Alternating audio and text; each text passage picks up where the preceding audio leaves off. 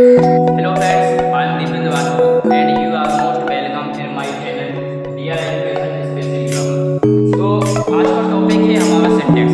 Syntax intermediate का एक बहुत ही महत्वपूर्ण टॉपिक हो जाता है और बहुत ज़्यादा इम्पोर्टेंट भी है। अगर एक प्रकार से समझे तो इंग्लिश ग्रामर अगर आपको अच्छी करनी है तो सिंटैक्स को समझना बहुत जरूरी है। वही कहते हैं कि अगर जिस आदमी को सिंटैक्स बहुत अच्छी तरीके से आती है उसकी इंग्लिश ग्रामर बहुत अच्छी होती है। तो जो अपना टॉपिक चल रहा था सेंटेंस, उसको हम पिछली वीडियो में खत्म कर चुके हैं। तो आज अपन देखते हैं सिंटैक्स क्या होता है, आसानी से इसको समझने का प्रयास करेंगे। देखते हैं, सबसे पहले समझें कि सिंटैक्स होता क्या है।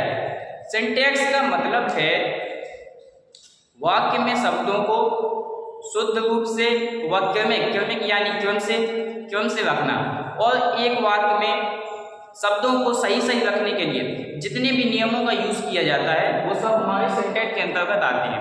तो सिंटैक्स के अंतर्गत जो पहला रूल आता है वो होता है आर्टिकल। इसका आर्टिकल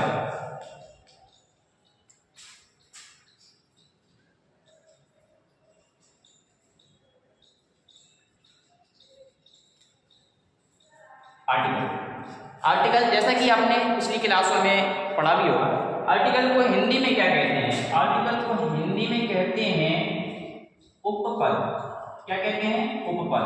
ठीक है, आप देखते हैं कि आर्टिकल के प्रकार कितने। आर्टिकल इंग्लिश में मुख्यतः दो प्रकार के होते हैं। कितने प्रकार के? दो प्रकार के। तो ये हमारा हो गया आर्टिकल। कौन कौन से? इंडेफिनेट आर्टिकल,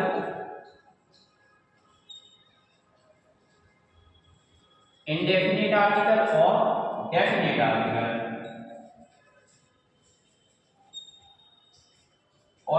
आर्टिकल ठीक है। तो पहले तो अपना एक डाउट जो है खत्म कर लें। कुछ बच्चों को अक्सर ये डाउट रहता है कि आर्टिकल जो है तीन प्रकार के होते हैं, जबकि ऐसा नहीं है। इंग्लिश में जो आर्टिकल है वो दो प्रकार के हैं। आर्टिकल दो प्रकार के हैं। आर्टिकल की जो संख्या है इंग्लिश में वो तीन है। अब वो तीन कैसे हैं कि जो हमारा इंडेफिनेट आर्टिकल होता है उसमें दो आर्टिकल आते हैं। एक आता है हमारा एन, एक आता है ए और एन। ठीक है, और जो डेफिनेट आर्टिकल है उसमें केवल एक आर्टिकल आता है, वो होता है द। ठीक है, तो पहले अपन समझते हैं कि सिंटैक्स में ए एन का यूज कैसे किया जाता है। तो आइए देखते हैं।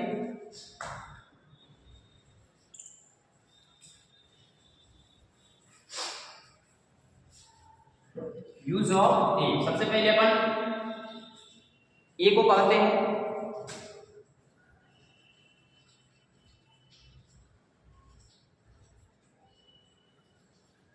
यूज ऑफ ए, सबसे पहले तो ये समझ लें कि जो हमारा इंडेफिनेट आर्टिकल ए है उसका जो यूज है केवल काउंटेबल नाउन्स के लिए किया जाता है। ठीक है, काउंटेबल नाउन्स या काउंटेबल नंबर्स कुछ भी कह लो जिन्हें हम केवल गिन सकते हैं। अनकाउंटेबल जो चीजें हैं उनमें हम ए एन का प्रयोग नहीं कर सकते, उनमें हम दा ही लगाएंगे। ठीक है, तो पहली बात है कि ए का प्रयोग केवल काउंटेबल नाउन्स के लिए किया जाएगा। देखते हैं जो जैसा कि इसका पहला रूल है वो जनरल है, सामान्यतः सरल सा रूल है। रूल नंबर 1 देखते हैं कि ए का प्रयोग सामान्यतः एक के अर्थ में किसी भी चीज से किसी भी वाक्य से अगर एक का अर्थ आ रहा है तो अपन उसमें जानते हैं कि वन या एक लिखने के अलावा ए लगा दें। जैसे कि अपन कुछ भी देख लेते हैं कि एक वाक्य जैसे अपन सब लिखें I have pen, I have pen. अब ये वाक्य होगा है। अब आई हैव पेन अगर अपन में ए लगाए तो मतलब कि ए एक पेन। ठीक है, और जैसे एक और अपन वाक्य देखते हैं कि this is a watch, this is a watch, ये क्या है? एक घड़ी है। ठीक है, तो एक के अर्थ में आ जाता है। ये तो हो गया अपना सामान्य स्वरूप। अब जो सिंटैक्स के अंतर्गत इसके स्टैंडर्ड 3 रूल आते हैं आर्टिकल ए को यूज करने के, तो अपन वो देखते हैं। सबसे पहले तो आर्टिकल अगर कोई भी चीज है जैसे कि इंग्लिश में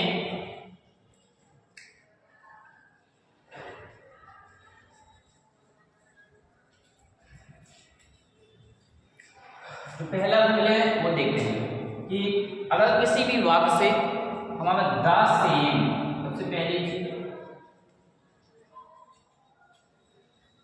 द सेम,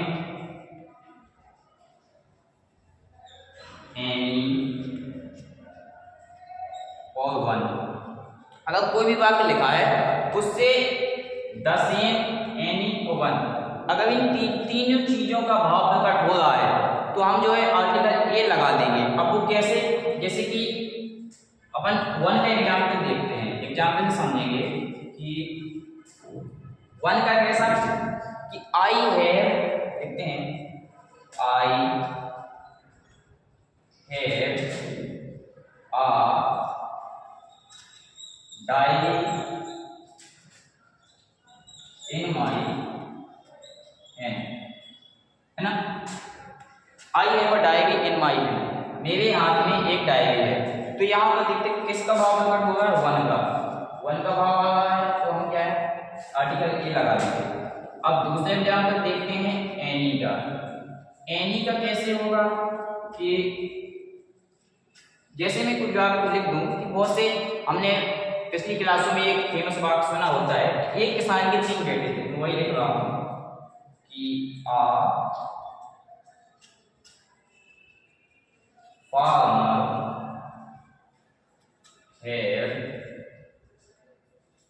3 सन्स, एक किसान के क्या थे 3 बेटे थे। तो यहाँ का इसका भाव आ रहा है एनी का भाव कैसे आ रहा है, देखिए अ फार्मर, एक किसान, हम जानते तो नहीं है कि कौन सा किसान है, तो मतलब कि कोई भी हो सकता है, एनी माने कोई, ठीक है, ये हो गया। तीसरा एग्जाम्पल देखते हैं द सेम का।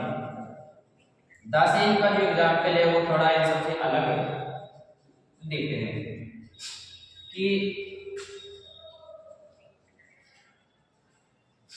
कि मैं एक वाक्य लिखता हूं कि बर्ड्स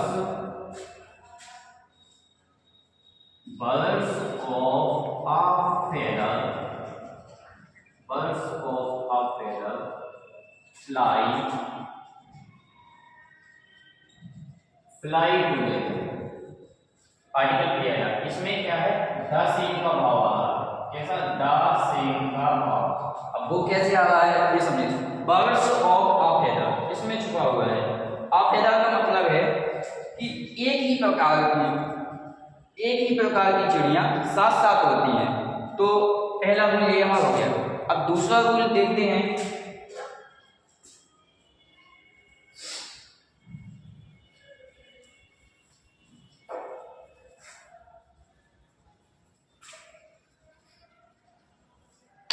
दूसरा रूल काफी ज्यादा इंपॉर्टेंट है, इसको थोड़ा सा ध्यान से समझिएगा। वो कैसे कि जब वो कहता है कि जब प्रॉपर नाउन, कौन सा नाउन, प्रॉपर नाउन, जब प्रॉपर नाउन का प्रयोग, जब प्रॉपर नाउन का प्रयोग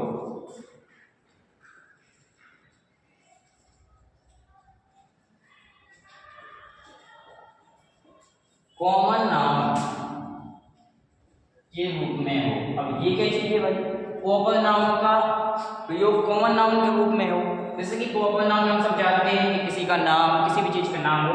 कॉमन नाउन माने कि जिस शब्द से मतलब कि उससे रिलेटेड चीजों का बोध हो उसे कॉमन नाउन कहेंगे, ठीक है।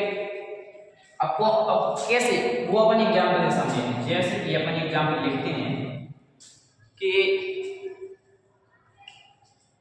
जैसे कोई भी व्यक्ति है वो बहुत अच्छा लेखक है, तो अपन उसको क्या कहेंगे कि he is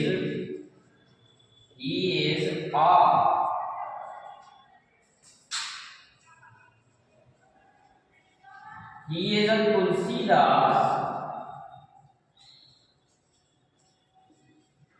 of his time.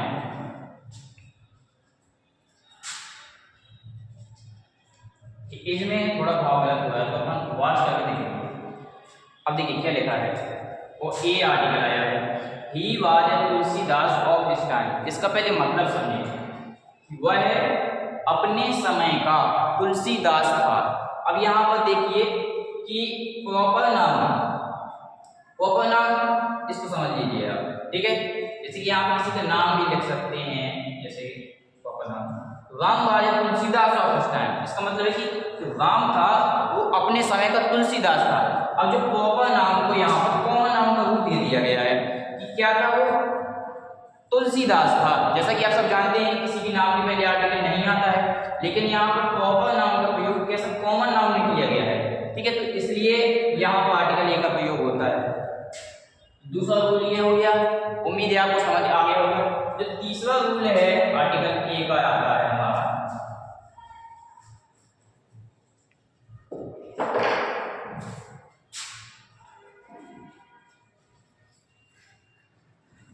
तीसरा रूल वही है कि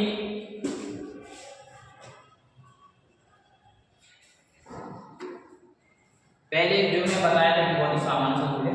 तीसरे नंबर में मैं आपको एक समझाना चाहता हूँ। जैसे कि कोई वाक्य लिखा है, देखते हैं कोई वाक्य लिखा है, जैसे कि ये लिखा है ही इज